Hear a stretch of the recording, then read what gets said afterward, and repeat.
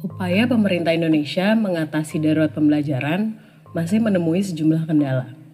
Mulai dari perekrutan guru yang belum berorientasi kepada kompetensi mengajar, kinerja guru yang rendah, hingga ketimpangan hasil pembelajaran. Program RISE di Indonesia melakukan kegiatan penelitian untuk mendukung peningkatan pembelajaran siswa di Indonesia. Program RISE juga bekerja sama dengan pemerintah pusat dan pemerintah daerah dalam mengkaji reformasi guru di tingkat nasional dan inovasi kebijakan pendidikan di daerah. Pada edisi yang bertema Reform and Reform kali ini, podcast Papan Tulis berkolaborasi dengan program RISE untuk mendiskusikan hal-hal yang harus direformasi dalam sistem pendidikan di Indonesia demi meningkatkan pembelajaran siswa.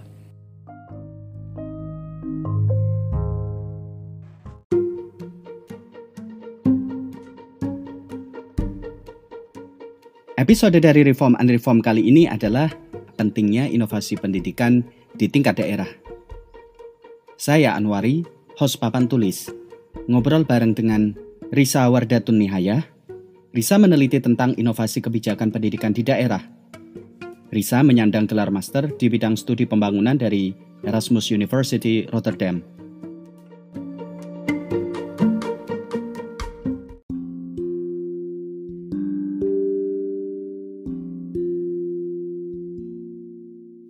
Berbicara inovasi di masa sekarang sering dikaitkan dengan upaya kolektif atau upaya bersama, ya nggak sih? Kalau dari saya pribadi sih ngelihat inovasi ini bisa dicetuskan oleh siapapun ya sebenarnya. Tapi pada akhirnya inovasi ini bisa berjalan dengan baik kalau memang ada upaya kolektif dari semua orang gitu. Walaupun kolektifnya ini ya balik lagi dari hasil temuan kami itu tergantung dari struktur sosial di suatu daerah tersebut gitu. Jadi misalkan untuk daerah-daerah yang memiliki norma kepercayaan yang tinggi antar masyarakat dengan pemerintah daerahnya, maka inovasi itu bisa muncul dari level bawah gitu, dari grassroots, dari masyarakat atau komunitas atau siapapun yang tidak memiliki posisi sentral di dalam masyarakat gitu. Tetapi ketika daerah tersebut memiliki tingkat norma kepercayaan yang lebih rendah gitu antar masyarakatnya atau dengan pemerintah daerah setempat, maka ya bisa jadi akan susah inovasi itu muncul dari bawah. Bisa jadi kebijakan membuat suatu program tertentu dan itu baru bisa berjalan gitu. Tapi kalau dari saya pribadi melihat inovasi ya bisa dari siapa aja sih. Bisa dari individu, bisa dari siapapun, tapi balik lagi itu akan ada istilahnya constraint tertentu mungkin melihat struktur sosial yang ada di masyarakatnya. Kalau di dunia pendidikan, apa sebenarnya dasar sebuah inovasi untuk pengembangan pendidikan yang bermuara untuk pengajaran dan pembelajaran? Iya, kalau kami di RISE percaya bahwa inovasi itu dapat digunakan untuk merumuskan membuat terobosan baru dari permasalahan pendidikan yang ada di suatu daerah gitu. Jadi setiap daerah, setiap negara kan memiliki permasalahan pendidikan atau kendala yang dialami itu beda-beda gitu. Apalagi Indonesia ini terdiri dari 514 kabupaten kota yang kita tahu kita memiliki banyak sekali suku bangsa gitu. Jadi kita multikultur, otomatis norma sosial dan jaringan sosialnya itu berbeda-beda gitu. Sangat dipengaruhi oleh kultur di daerah tersebut gitu. Jadi ya gimana? Artinya inovasi dalam dunia pendidikan perlu melihat betul keberagaman situasi dan kondisi di tingkat lokal. Iya benar, kami dari hasil studi ini semakin yakin bahwa memang kita tidak bisa menafikan masalah sosial budaya di suatu daerah gitu untuk mengatasi suatu permasalahan pendidikan, karena balik lagi setiap daerah memiliki kompleksitas masing-masing gitu. Dan dari hasil temuan kami juga menunjukkan bahwa suatu daerah itu meskipun misalkan performa pendidikannya bagus, tapi permasalahan pendidikan yang di-address, yang mau disasar itu beda-beda gitu. Misalkan Yogyakarta dan Bukit Tinggi memiliki nilai uji kompetensi guru yang sama-sama tinggi, kemudian hasil pembelajaran siswanya juga sama-sama bagus, tetapi mereka memiliki persoalan pendidikan yang berbeda gitu. Dan hal itu juga membuat model inovasi yang dibuat itu juga berbeda. Dan belum tentu inovasi di suatu daerah itu bisa langsung diadopsi di daerah yang lain. Seperti di Yogyakarta sama Bukit Tinggi tadi, mereka memiliki norma sosial yang sangat berbeda. Di Jawa kita tahu bahwa ada yang namanya guyub rukun gitu. Jadi apapun yang dilakukan, kumpul nggak kumpul, makan nggak makan kumpul kan. Jadi semuanya harus bareng-bareng. Apapun yang terjadi kita harus bareng-bareng, saling lah istilahnya. Nah tapi kalau di Bukit Tinggi, karena mereka memiliki dipengaruhi oleh kultur Minang yang sangat menghargai kesuksesan individu. Jadi ini juga mempengaruhi bagaimana mereka melihat kompetisi. Jadi mereka sangat berkompetisi gitu, ingin menonjol begitulah istilahnya. Jadi ketika inovasi yang dijalankan juga yang sangat menghargai objektivitas individu tadi gitu. Tadi sempat disebut kalau inovasi pendidikan bermula di lokal. Kita coba sebut lokal dengan daerah. Bagaimana peran daerah untuk inovasi pendidikan di daerah mereka sendiri? Iya, jadi kalau di desentralisasi ini kan terjadi pergeseran kekuasaan gitu ya, yang dulunya seluruhnya tersentral di pemerintah pusat, sekarang mulai diberikan juga ke pemerintah daerah. Itu yang membuat kami merasa bahwa sudah ada ruang bagi daerah untuk memiliki kewenangan dan juga anggaran yang besar yang bisa mereka kelola, tetapi kenapa inovasi ini belum banyak muncul di Indonesia gitu. Oleh karena itu kami berpikir bahwa dengan adanya anggaran yang sudah diberikan dan juga wewenang lebih yang diberikan oleh desentralisasi ini, sangat wajar kalau kita berharap daerah itu juga bisa berusaha untuk kenali permasalahannya, kemudian mencari solusi yang paling sesuai dengan kondisi di wilayah setempat gitu.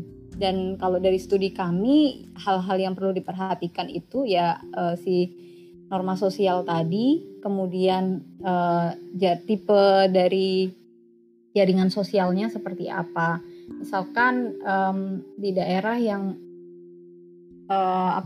memiliki tingkat partisipasi masyarakat yang tinggi seperti di Jawa karena dipengaruhi oleh kulturnya, maka sangat dimungkinkan masyarakatnya itu memiliki inisiatif juga berpartisipasi dan membuat inovasi seperti yang kita temukan di jam belajar masyarakat ataupun paguyuban orang tua.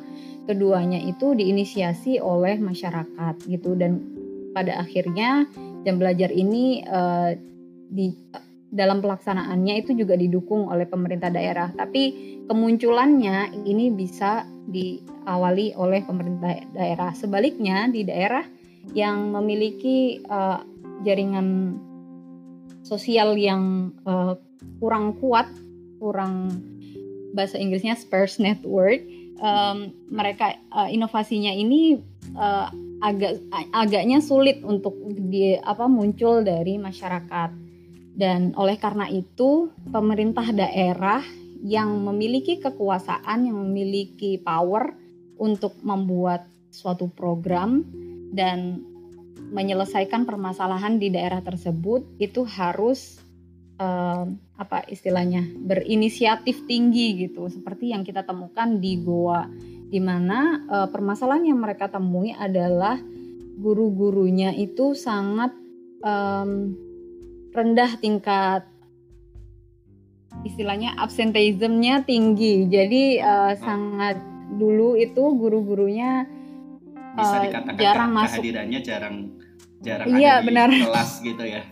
Iya benar, kehadiran guru baik di kelas maupun di sekolah itu masih sangat rendah dulunya. Tetapi pemerintah daerah setempat berinisiatif untuk membuat program yang namanya Satpol Pendidikan. Jadi program ini bekerja sama dengan Satpol PP gitu, tetapi orang-orang yang ditunjuk ini adalah warga lokal yang diminta untuk menjemput guru ketika guru belum datang, dan memonitor kehadiran guru gitu. Jadi dengan adanya program tersebut kami menemukan guru-guru ini menjadi lebih rajin untuk hadir ke sekolah, dan ini tentu sangat berdampak terhadap pembelajaran siswa di sekolah. Oke, inisiatif oleh daerah untuk inovasi pendidikan di Bukit Tinggi, Jogja, dan Goa. Apa yang menjadi pertimbangan dari pemilihan 3 daerah ini? Oh ya, jadi mungkin ini masalah metodologinya agak panjang ya. Iya. Awalnya kita yang seperti tadi saya sampaikan, di tahun 2018 kita melakukan media tracking dan juga survei telepon. Dari hasil media tracking ini kami dan survei telepon, kami menemukan masih sangat sedikit daerah di Indonesia yang memiliki inovasi kebijakan yang fokus untuk peningkatan mutu pendidikan. Sementara hasil studi OECD di tahun 2017 itu menunjukkan tren di global inovasi pendidikan itu sangat tinggi, bahkan yang tertinggi inovasinya itu kan di sektor kesehatan ya, dan pendidikan ini sudah mendekati gitu. Tetapi nyatanya di Indonesia kita menemukan sangat sedikit inovasi kebijakan yang ada, meskipun kita sudah melakukan desentralisasi ini kan hampir 2 dekade ya. Iya, hampir. Dan melihat kondisi tersebut, kita akhirnya melakukan font survei, dan tim kualitatif juga melihat tren daerah-daerah yang memiliki hasil pembelajarannya cenderung stabil gitu. Jadi kita melihat Yogyakarta, Bukit Tinggi, dan Goa ini memiliki daerah-daerah yang memiliki inovasi yang selalu berusaha untuk mengatasi permasalahan pendidikan yang ada di daerah tersebut gitu. Dan ketiga daerah ini kan juga memiliki latar belakang kultur yang berbeda ya. Karena pertimbangan Indonesia ini adalah negara yang multikultur, jadi kami juga mempertimbangkan perbedaan tadi itu. Dengan pertimbangan yang disebutkan tadi, seperti apa desain dan implementasi dari inovasi pendidikan di 3 daerah tersebut? Ya, jadi di setiap daerah itu desain kita kan sebenarnya melihat proses inovasi dari 4 tahapan, tetapi memang yang lebih kita fokuskan di desain dan implementasinya itu di setiap daerah. Aktor-aktornya ini memformulasi kebijakan itu balik lagi ke struktur sosial yang mereka miliki, bagaimana jaringan dan norma yang berlaku di masyarakat tersebut gitu. Dan hari ini juga sangat dipengaruhi oleh norma kepercayaannya yang seperti tadi saya sampaikan, bahwa daerah-daerah tersebut memiliki tingkat kepercayaan yang berbeda. Di Yogyakarta dan Bukit Tinggi mereka memiliki norma kepercayaan yang tinggi antar masyarakat dan juga masyarakat dengan pemerintah daerah. Sementara kami tidak menemukan hal itu di Goa. Dan yang kedua, hal ini juga sangat dipengaruhi oleh tradisi kolaborasi yang ada di masyarakat gitu. Apakah mereka memiliki, karena norma kepercayaan tinggi, biasanya mereka memiliki tradisi kolaborasi yang lebih sering karena mereka hubungannya lebih erat antara satu sama yang lain. Sementara sebaliknya di daerah Goa yang memiliki tradisi kolaborasi yang rendah, hal ini menyebabkan desain inovasi itu munculnya hanya dari bupati atau elit gitu. Jadi sementara di Bukit Tinggi dan Yogyakarta desain inovasi bisa muncul dari masyarakat, bisa muncul dari orang-orang yang tidak memiliki posisi terlalu penting gitu, misalkan di pemerintahan, tetapi inovasi tersebut bisa muncul dan berjalan. Untuk lanjut ke masalah implementasi, tadi pertanyaan Anwari, setiap daerah itu juga berbeda-beda tergantung dari kedua hal yang tadi saya sebutkan, dan juga bagaimana partisipasi masyarakatnya, karena lagi-lagi daerah yang memiliki norma kepercayaan yang lebih tinggi, mereka kecenderungannya memiliki partisipasi masyarakat yang juga lebih tinggi. Misalkan dalam pelaksanaan sekolah keluarga di Bukit Tinggi, di mana inovasi ini ditujukan untuk memberikan semacam kelas singkat, pelatihan singkat untuk orang tua selama 16 kali pertemuan gitu, dan di sini orang tuanya itu bisa hadir tanpa embel-embel apapun gitu, tanpa dibayar, tanpa mereka secara sukarela datang gitu. Sukarela, benar. Dan begitu pula dengan pembicaranya ini berasal dari orang-orang ASN. Jadi orang-orang ASN dari berbagai dinas setempat itu juga bersedia gitu untuk secara sukarela datang dan memberikan informasi yang terkait dengan pendidikan anak-anak. Dan seperti yang saya sampaikan tadi, inovasi itu ditujukan untuk mengatasi permasalahan di daerah tersebut. Dalam hal ini, permasalahan yang disasar oleh sekolah keluarga di Bukit Tinggi adalah tingginya masalah kenakalan remaja gitu. Jadi akhirnya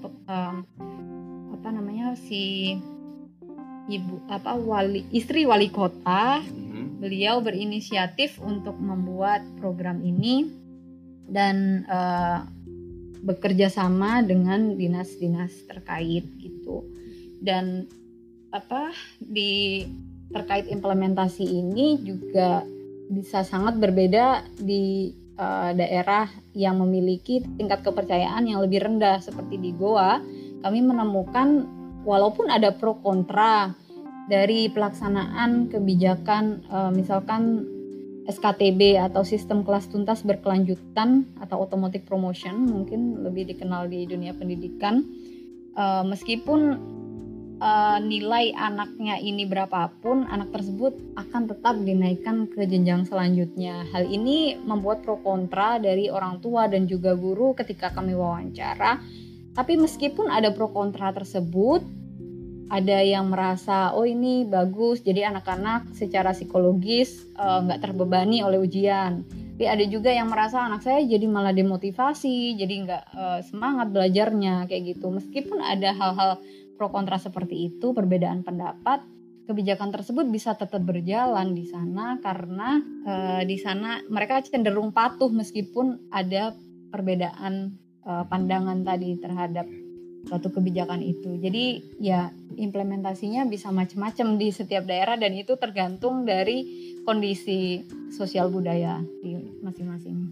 Desentralisasi di bidang pendidikan menjadi dasar. Melihat hal ini, seberapa penting bagi daerah untuk menyusun rencana dan melaksanakan kegiatan inovasi pendidikan di daerah mereka sendiri?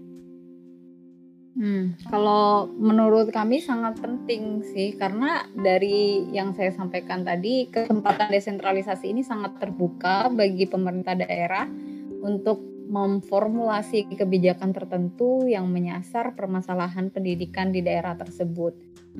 Balik lagi dengan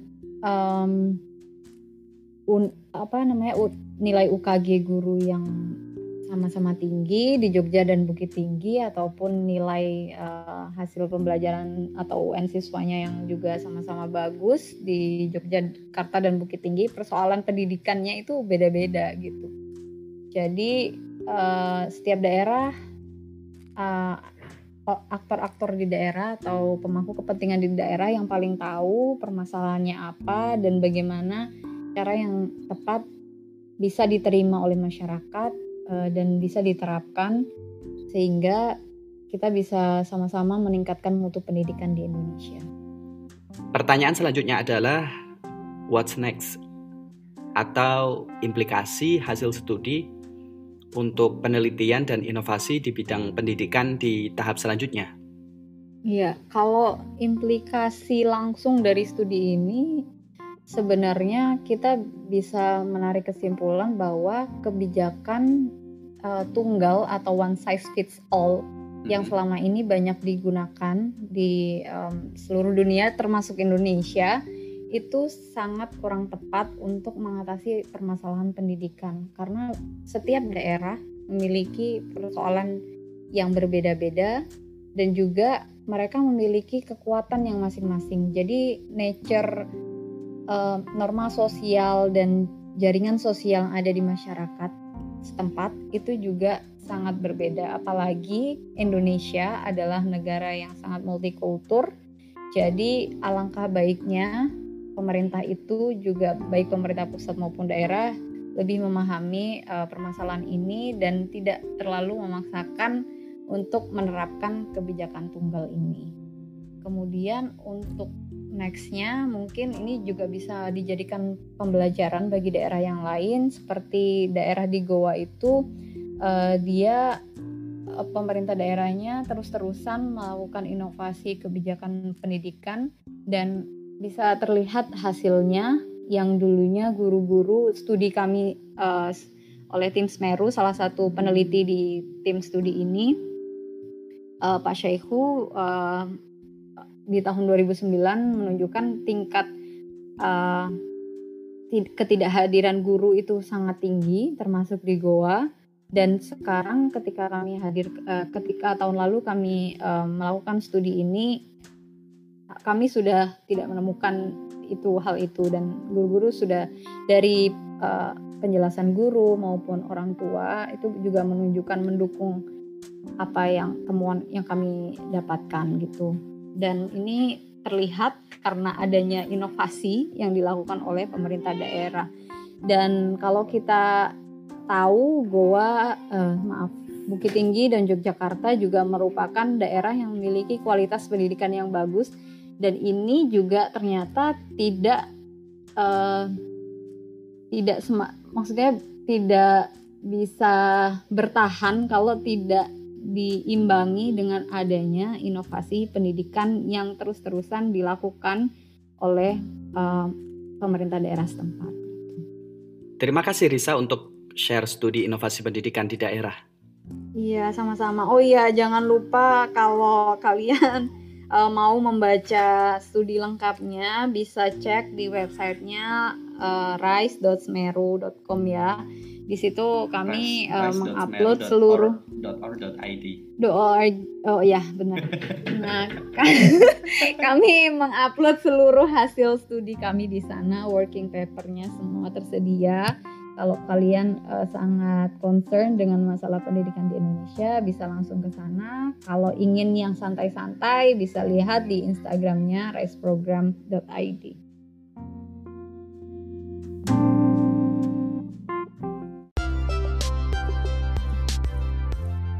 Terima kasih telah mendengarkan Reform and Reform. Ikuti terus diskusinya melalui podcast Papan Tulis dimanapun Anda mendengarkan podcast. Cek publikasi terbaru dari program RISE di Indonesia di situs webnya di rise.semeru.or.id atau ikuti Instagramnya di riseprogram.id.